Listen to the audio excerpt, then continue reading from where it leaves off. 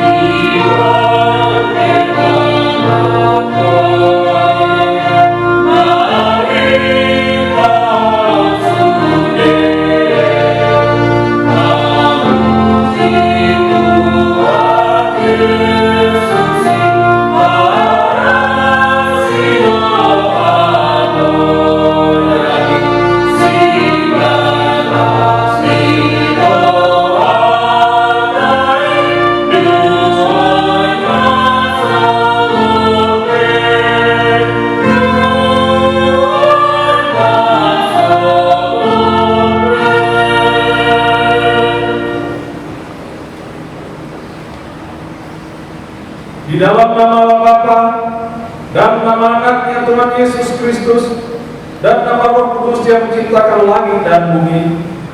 Amin. Demikianlah firman Tuhan Allah. Orang yang benar itu akan hidup oleh percayanya, tetapi tidak ada damai sejahtera bagi orang-orang fasik. Haleluya. Kita berdoa. Ya Tuhan Allah yang Maha Kuasa dan Maha Kasih, kasih-Mu adalah kekal selama-lamanya. Kami mengucapkan terima kasih kepada-Mu karena Engkau memelihara kami dari dahulu sampai sekarang. Kami memuji Engkau karena berita kesukaan dari Anak-Mu Tuhan Yesus Kristus yang memberi hidup telah sampai kepada kami. Kami mengucapkan terima kasih kepada-Mu karena Engkau memberikan firman-Mu yang kudus dalam damai sejahtera. Kasihanilah kami, tolong dan kuatkanlah hati kami melakukan kehendak-Mu, supaya hati kami kuat dan kokoh serta mampu melakukan cara hidup yang kudus. Ajar dan bahagialah hati kami supaya semakin suci sampai akhir hidup kami. Di dalam Yesus Kristus Tuhan kami. Amin. Kita bernyanyi dari buku yang KBP nomor 482 ayat 1 dan ayat 2. Asa Orma Nasib.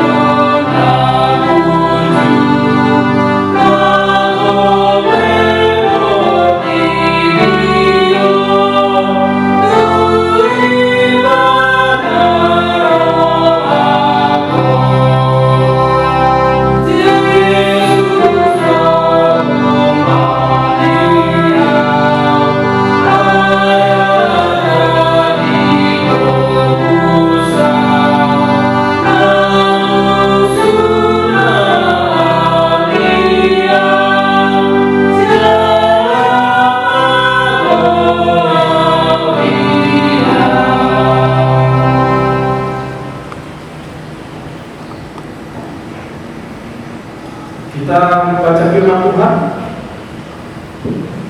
dari Yeremia 29 ayat 1 dan sampai ayat 7. kita baca secara responsorial. Demikian firman Tuhan. Beginilah bunyi surat yang dikirim oleh Nabi Yeremia dari Yerusalem kepada tua-tua di antara orang buangan, kepada imam-imam, kepada nabi-nabi, dan kepada seluruh rakyat yang telah diangkut ke dalam pembuangan oleh Nebukadnezar dari Yerusalem ke Babel. Itu terjadi sesudah Raja Yekonia beserta ibu suri, pegawai-pegawai istana, pemuka-pemuka Yehuda dan Yerusalem, tukang dan pandai besi telah keluar dari Yerusalem. Surat itu dikirim dengan perantaran Elasar bin Safan dan Gemaria bin Hilkiah yang diutus oleh Zedekiah Raja Yehuda Babel kepada Nebukadnezar Raja Babel. Bunyinya, Beginilah firman Tuhan semesta alam, Allah Israel, kepada semua orang buangan yang diangkut dalam pembuangan dari Yerusalem ke Babel. dirikanlah rumah tukang mendiami, buatlah kebun untuk kamu menikmati hasilnya. Ambillah istri untuk memperanakan anak laki-laki dan perempuan. Ambillah istri untuk anakmu laki-laki, dan carikanlah suami bagi anakmu perempuan, supaya mereka melahirkan anak laki-laki dan perempuan, agar di sana kamu bertambah banyak dan jangan berkurang. Usahakanlah kesejahteraan kota kemana kamu buang dan berdoa untuk kota itu kepada Tuhan, sebab kesejahteraannya adalah kesejahteraan. Demikianlah firman Tuhan. Berbahagialah orang yang mendengar firman Tuhan serta memeliharanya. Amin. Kita akan kemudian dari buku ini nomor 238 ayat 2 dan ayat 5. Ihutun halus bihan.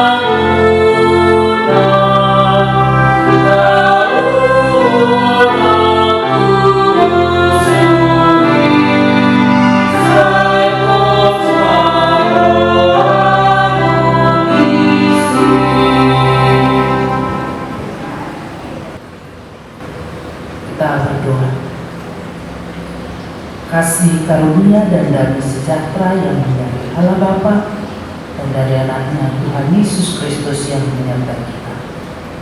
Amin. Shalom, selamat malam Amang Inang. Puji Tuhan karena kita masih dalam keadaan sehat hingga pada saat ini. Dan firman Tuhan buat kita pada pertanyaan malam ini tertulis dalam Yakobus pasal 5 mulai dari ayat 1 hingga ayat 6. Demikian firman Tuhan. Jadi sekarang hai kamu orang-orang kaya, menangislah dan merataplah atas sengsara yang akan menimpa kamu. Kekayaanmu sudah busuk dan pakaianmu telah dimakan hangat. Emas dan perakmu sudah berkarat, dan karatnya akan menjadi kesaksian terhadap kamu dan akan memakan dagingmu seperti api. Kamu telah mengumpulkan harta pada hari-hari yang sedang berakhir. Sesungguhnya telah terdengar teriakan besar karena upah yang kamu tahan dari buruh yang telah menuai hasil ladangmu, dan telah sampai ke telinga Tuhan semesta alam keluhan mereka yang menyabit panenmu. Dalam kemewahan kamu telah hidup dan berpoya-poya di bumi. Kamu telah memuaskan hatimu sama seperti pada hari penyembelihan. Kamu telah menghukum, bahkan membunuh orang yang benar, dan ia tidak dapat melawan kamu. Demikian firman Tuhan. Saudara yang dikasihi Tuhan Yesus, topik minggu kita dikatakan mewujudkan kesejahteraan bersama. Dan kalau kita lihat tadi anak inang saudara-saudari, judul dari perikop firman Tuhan buat kita malam ini dikatakan di situ peringatan kepada orang-orang kaya. Dan yang menjadi pertanyaan, apakah menjadi kaya adalah salah? Atau apakah kekayaan itu dosa? Dan pertanyaan ini bisa muncul karena kita melihat tadi dari judul perikop ini yang mengatakan peringatan kepada orang-orang kaya. Dan judul itu memang tegas dan jelas dikatakan di sini. Kekayaan itu tidak salah apabila kekayaan itu adalah hasil dari kerja keras dan juga kita dapatkan dengan cara-cara yang benar. Kekayaan itu adalah berkat Tuhan, dan kekayaan itu bersumber dari Tuhan. Namun kekayaan yang diperoleh dan yang dimanfaatkan dengan tidak baik, dengan cara-cara yang tak pantas, akan menjadi sia-sia dan membawa kebinasaan. Di sini yang diingatkan oleh Yakobus dalam nas kita pada saat ini, peringatan ini memang tegas dan jelas karena dikatakan di situ di ayat 1 hingga ayat 3 tadi, sekarang hai kamu orang-orang kaya, menangislah dan merataplah atas kesengsaraan yang menimpa kamu. Kekayaanmu sudah busuk dan pakaianmu telah dimakan hangat. Emas dan perakmu sudah berkarat, dan karatnya akan menjadi kesaksian terhadap kamu dan akan memakan dagingmu seperti api. Di situ menggambarkan Bapak Ibu Saudara bahwasanya kekayaannya itu adalah merupakan suatu kebinasaan. Walaupun peringatan itu tegas, namun bukan berarti orang Kristen tidak bisa kaya. Maka dalam nats ini Bapak Ibu Saudara, Yakobus penulis surat ini mengajak kita supaya memperhatikan bagaimana sesungguhnya kekayaan. Bagaimana sesungguhnya kita mendapatkan dan memanfaatkan kekayaan yang diberikan oleh Tuhan di dalam kehidupan kita. Nah, kekayaan itu bersumber dari Tuhan Sang Pencipta kita. Orang kaya itu harus mewujudkan kekayaannya untuk kesejahteraan bersama. Itu yang menjadi topik tadi. Mewujudkan kesejahteraan bersama. Orang kaya memakai kekayaannya, hartanya itu untuk mewujudkan kesejahteraan bersama. Orang kaya itu akan menjadi orang kaya yang baik, orang kaya yang bermurah hati, orang kaya yang berkelakuan adil, dan orang kaya yang takut akan Tuhan. Dan harus seperti itu menjadi karakter orang Kristen. Karena itu Bapak Ibu Saudara, ada beberapa hal yang kita perhatikan di sini yang harus diperhatikan oleh seorang yang kaya supaya hidupnya tidak meratap, hidupnya tidak menangis, hidupnya tidak sia-sia di dalam mendapatkan kekayaan yang dia miliki. Dalam nats kita ini dikatakan yang pertama, buanglah keegoisan dan hati yang melekat pada harta.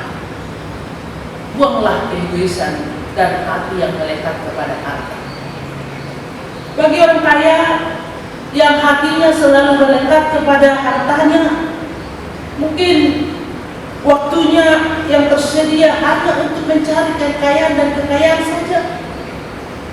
Mungkin tidak ada lagi manfaat kehidupannya. Kehidupannya itu tidak bermakna lagi karena hanya mencari kekayaan dan kekayaan. Hari-harinya hanya untuk mencari harta. Dan orientasi kehidupannya adalah harta. Menumpukkan harta jauh lebih penting di dalam hidupnya daripada memaknai kehidupan ini. Dan bahkan mungkin dia akan rela hartanya hancur daripada dimanfaatkan untuk kesejahteraan bersama. Karena itu Bapak Ibu Saudara, jelas dalam nats ini diingatkan supaya buanglah itu keegoisan. Buanglah hati yang hanya melekat kepada harta itu supaya orientasi hidupmu tidak salah. Orientasi hidupmu itu biarlah orientasi kepada hal-hal yang surgawi, bukan hanya orientasi kepada harta. Supaya waktumu itu bukanlah hanya untuk mencari harta dan harta, sehingga tidak ada waktumu untuk memaknai kehidupan ini dengan baik dan bermakna. Karena itu, saudara yang dikasihi Tuhan Yesus, Allah memberi harta itu bagi kita supaya kita memanfaatkannya, bukan untuk hal-hal yang sia-sia. Dan ingat, kita mempunyai tanggung jawab moral dengan segala sesuatu yang kita miliki saat ini. Kita mempunyai tanggung jawab moral dengan harta yang kita dapatkan hari ini. Tanggung jawab kepada siapa? Sang pemberi harta itu kepada kita. Karena itu Bapak Ibu Saudara, di sini jelas ada istilah tadi dikatakan hasil bumi sudah busuk, pakaian telah dimakan nyengat, dan emas hilang cahayanya. Itu memberi pesan bahwasanya orang itu telah melalaikan manfaat yang sesungguhnya dengan apa yang dia miliki. Manfaat yang sesungguhnya dari hartanya itu. Lebih baik hasil buminya busuk daripada dimanfaatkan untuk orang secara keseluruhan, untuk kesejahteraan bersama. Lebih baik pakaiannya itu dimakan nyengat daripada dipakai oleh orang-orang atau diberikan kepada orang lain. Lebih baik emasnya hilang cahayanya daripada mau berbagi kepada orang lain. Itu yang melalaikan manfaat daripada harta yang diberikan oleh Tuhan kepadanya. Karena itu jelas Bapak Ibu Saudara, kita diajak supaya jauhkanlah, buanglah keegoisan dan hati yang hanya melekat kepada harta. Tetapi biarlah segala sesuatu yang kita miliki itu kita pakai untuk kesejahteraan bersama, sehingga hidup kita ini hidup yang penuh dengan makna. Yang kedua Bapak Ibu Saudara, kita diajar supaya jangan mengabaikan hak orang lain. Mengabaikan hak orang lain jauh lebih buruk lagi dari sifat yang egois ini. Karena di sini dikatakan ada orang kaya, mereka tidak mau membayar upah buruhnya, walaupun buruhnya itu sesungguhnya sudah memiliki andil di dalam kehidupannya untuk mendapatkan kekayaannya itu. Dia tidak memberikan hak yang sesungguhnya kepada buruhnya, dan bahkan dikatakan sesungguhnya dia berkelimpahan, tetapi sengaja dia tidak memberikan hasil atau upah dari bagi buruhnya hanya untuk menumpukkan hartanya. Perlakuan ini adalah perlakuan yang tidak adil dan tidak mempunyai belas kasihan. Perlakuan inilah yang dikatakan perlakuan yang licik dan picik, dan hal itu pasti bertentangan dengan kehendak Allah. Allah menentang perlakuan yang licik dan picik tadi. Allah tidak menyetujui hal yang seperti itu. Dan kita lihat Tuhan Allah itu adalah Allah yang senantiasa mau membela hak-hak orang kecil, hak-hak orang miskin, hak-hak orang yang tertindas. Karena itu Bapak Ibu Saudara, jangan abaikan hak orang lain. Apabila itu adalah haknya, berikanlah. Dan hakmu adalah hakmu sendiri. Dan kita diajak juga, orang kaya diajak supaya juga mau berbagi kepada orang-orang kecil. Bapak Ibu Saudara yang dikasihi Tuhan Yesus Kristus, dan yang ketiga kita lihat di sini, kita diajak supaya jangan hidup berfoya-foya. Berfoya-foya adalah hal yang tidak dikehendaki oleh Tuhan. Berfoya-foya artinya menghambur-hamburkan kekayaannya tanpa manfaat. Berfoya-foya sama dengan pemborosan, menghambur-hamburkannya untuk hal-hal yang tidak benar. Karena itu Bapak Ibu Saudara, kita diajak baiklah harta yang melimpah yang diberikan oleh Tuhan di dalam kehidupan kita, ataupun tidak melimpah, kita pakai itu untuk menggenapi rencana Tuhan di dunia ini. Rencana Tuhan bagaimana Bapak Ibu Saudara? Tuhan memberkati kita supaya kita menjadi berkat. Itu rencana Tuhan di dalam kehidupan kita.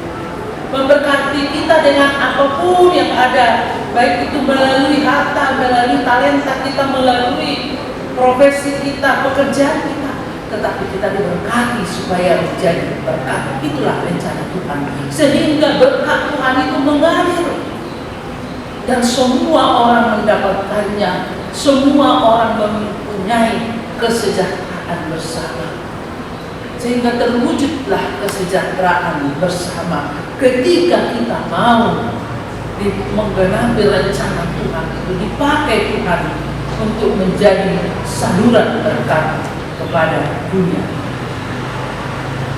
Dan yang keempat, Bapak Ibu Saudara, dalam nats ini kita diingatkan supaya jangan memakai kekayaan kita itu sebagai energi untuk melakukan kejahatan kepada orang lain.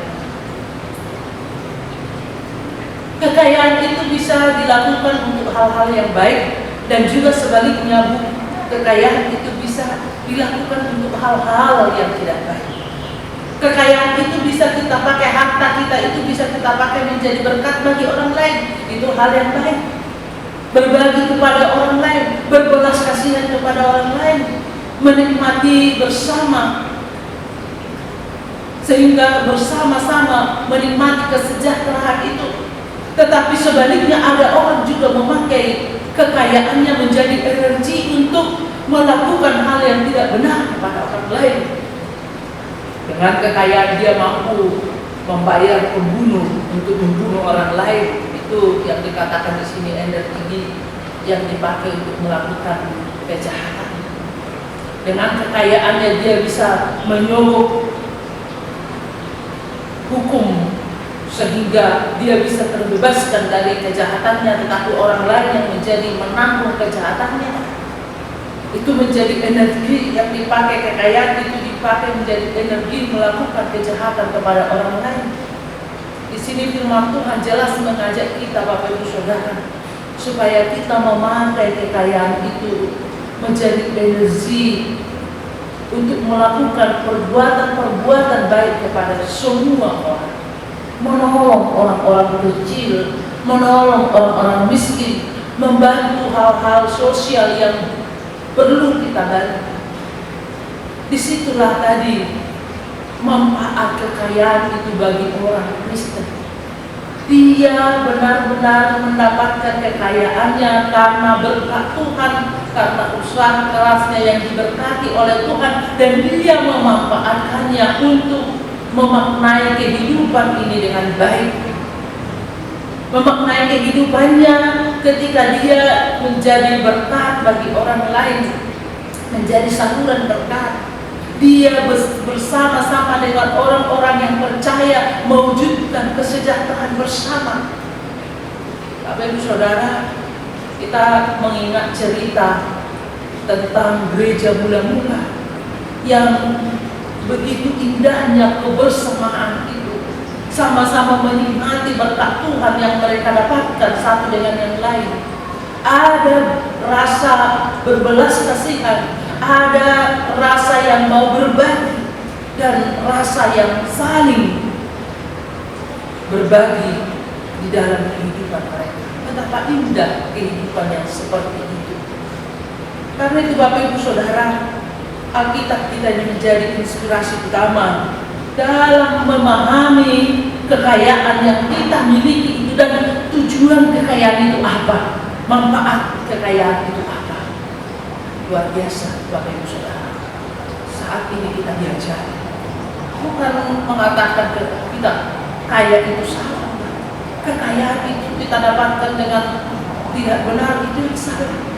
Kalau kekayaan itu kita dapatkan karena hasil usaha keras kita, usaha keras kita itu diberkati oleh Tuhan, itu tidak salah. Dan bagaimana kita memanfaatkan kekayaan kita itu? Janganlah manfaatkan itu tadi dengan hal-hal, ada 4 poin tadi. Janganlah kita manfaatkan untuk menunjukkan keegoisan kita. Janganlah kita manfaatkan kekayaan kita itu untuk mengabaikan hak orang lain. Janganlah itu untuk hidup berkoya-koya atau pemborosan. Atau janganlah kita pakai kekayaan kita itu untuk energi melakukan kejahatan kepada orang lain. Tetapi marilah kita pakai kekayaan itu untuk mensyukuri segala berkat Tuhan yang dalam kehidupan kita, dengan kerendahan kita berbagi. Kita dipakai Tuhan menjadi saluran berkat. Kita adalah alat Tuhan untuk menjadi saluran berkat supaya kesejahteraan itu dinikmati bersama dunia ini. Bapak Ibu Saudara, Allah memberi kepada kita kekayaan. Baiklah, itu harus kita syukuri. Dan apapun yang kita miliki saat ini, marilah semuanya kita syukuri. Dan harus kita manfaatkan untuk kehendak Tuhan di dalam kehidupan kita. Kita tidak boleh tinggi hati, dan jangan menggantungkan harapan kita kepada harta yang di dunia ini. Marilah kita menggantungkan harapan kita kepada Dia, Sang Pemberi kekayaan. Karena di dalam kehidupan kita amat indah, saudara-saudara, sadar atau tidak sadar, kita sering hanya mensyukuri berkat-berkat yang diberikan Tuhan kepada kita, tetapi lupa dengan si pemberi berkat itu. Kita sering mensyukuri apa yang diberikan Tuhan dalam kehidupan kita, tetapi kita lupa dengan si pemberi berkat itu dalam kehidupan kita. Karena itu nats kita pada saat ini mengajak kita, Bapak Ibu Saudara, mari bersyukurlah kepada Sang Pemberi kehidupan. Bersyukurlah kepada Sang Pemberi apapun yang ada dalam kehidupan sekarang. Dan mari maknai hidupmu. Apapun yang ada di dalam kehidupan, baik hartamu, talentamu, profesimu, dan semua yang ada di dalam hidupmu, maknailah, pakailah itu untuk bermaknai perjalanan hidupmu di dunia ini. Karena hidup kita haruslah hidup yang penuh dengan makna. Bapak Ibu Saudara, kita diajak supaya mari memakai semua yang diberikan Tuhan kepada kita untuk memuliakan Tuhan dan untuk mau berbagi kepada sesama kita. Hidup yang berbagi adalah hidup yang indah. Tuhan Yesus memberkati. Amin. Kita berdoa. Allah yang Maha Baik, Allah yang kami kenal di dalam nama anak-Mu Tuhan Yesus Kristus, terima kasih Bapa dengan firman-Mu yang mengingatkan kami bahwasanya segala sesuatu yang kami miliki berasal dari Engkau. Untuk itu Bapa, apabila pada saat ini kami mendapatkan harta, kami mendapatkan alkitab, kami memiliki profesi, dan apapun yang kami miliki.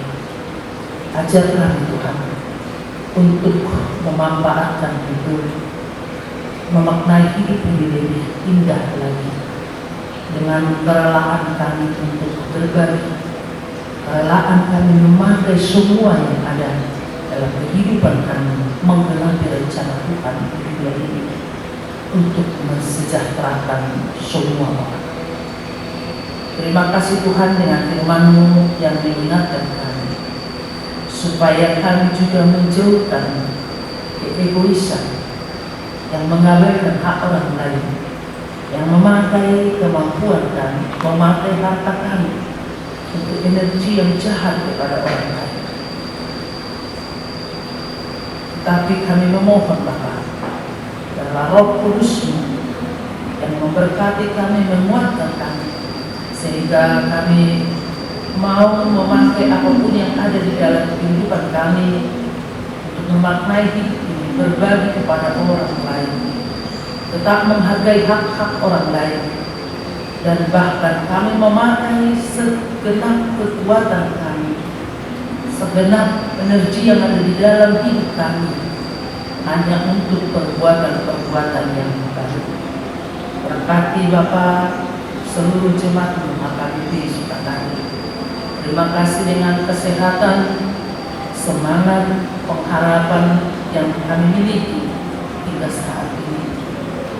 Dalam Kau Bapa yang tetap bekerja di dalam hati dan pikiran kami dan seluruh jemaat-Mu, sehingga tetap berpengharapan hanya kepada-Mu saja dalam perjalanan hidup mereka, jauh dari putus asa dan juga jauh dari hal-hal yang tidak Engkau kehendaki.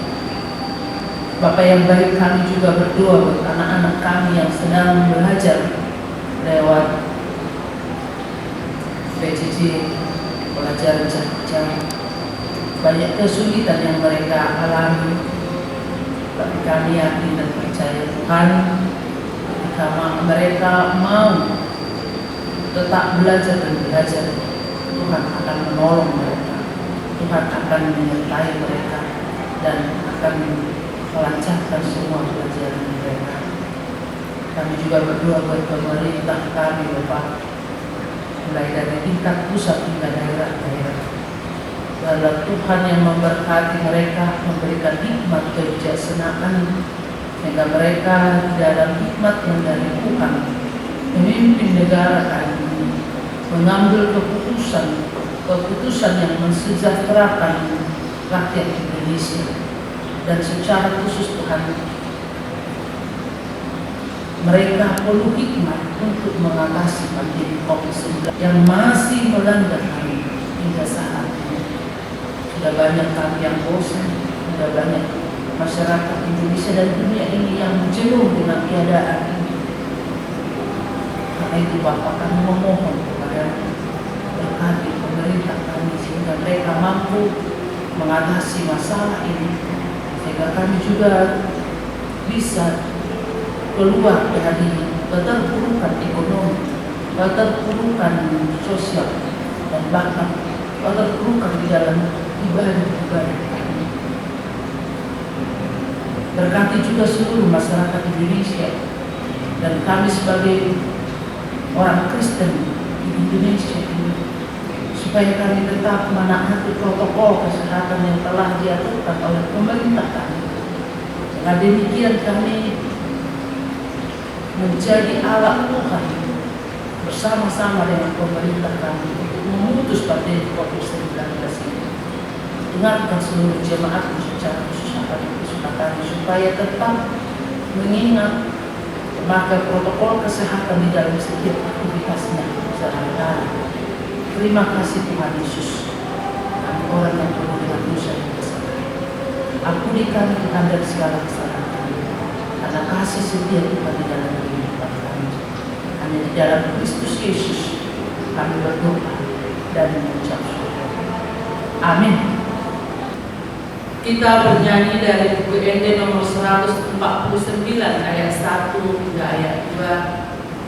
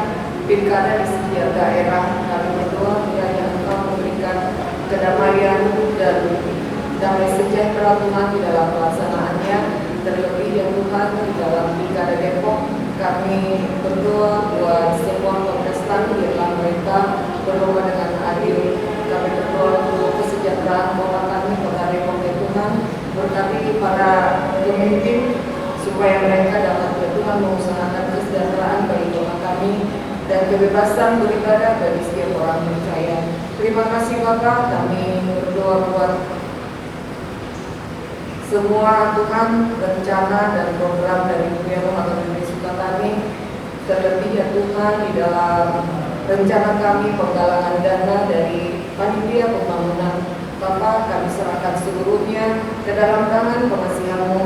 Biarlah Tuhan Engkau membentuk hati orang yang kami rencanakan untuk pelaksanaan ini Tuhan, supaya berjalan dengan baik semua timnya Tuhan, tim ibadah, tim streaming, semua Tuhan yang mendukung acara ini supaya bisa berlangsung dengan sukacita di dalam Engkau. Dan buatkanlah kami ya Tuhan, supaya kami juga bisa Tuhan memberkati dan bisa mensukseskan acara ini Tuhan, demi hormat kemuliaan bagi nama-Mu saja. Terima kasih Bapa di surga, kami berdoa buat pimpinan kami, pimpinan jemaat kami yang Tuhan yang memberikan Senturi. Kami berdoa buat semua pelayanannya, dan Engkau tetap memberkati Tuhan, dan semua yang dikerjakannya kiranya sesuai dengan kehendak-Mu. Terima kasih Bapak, semua hal-hal semua pelayanan yang ada di gereja-Mu, berkatilah Tuhan, untuk hormat kemuliaan bagi nama-Mu. Terima kasih Allah Bapa di surga, segala puji syukur hanya bagi-Mu. Dengarlah doa dan permohonan kami hanya di dalam nama Tuhan Yesus Kristus, Tuhan dan Juru Selamat kami yang hidup, kami berdoa dan mengucap syukur. Amin.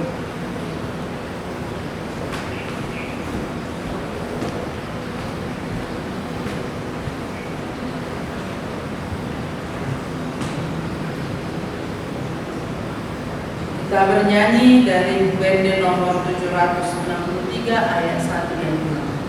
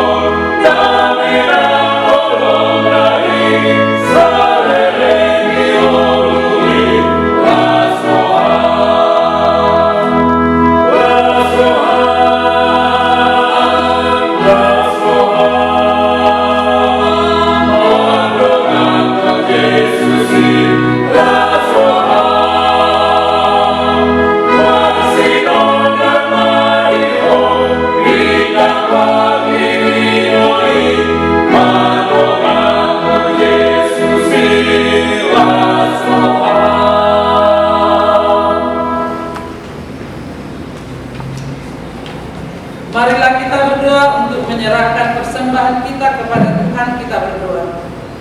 Ya Allah Bapa kami yang di surga, kami mengaku bahwa Tuhan adalah sumber dari segala karunia yang melimpah dalam kehidupan kami masing-masing.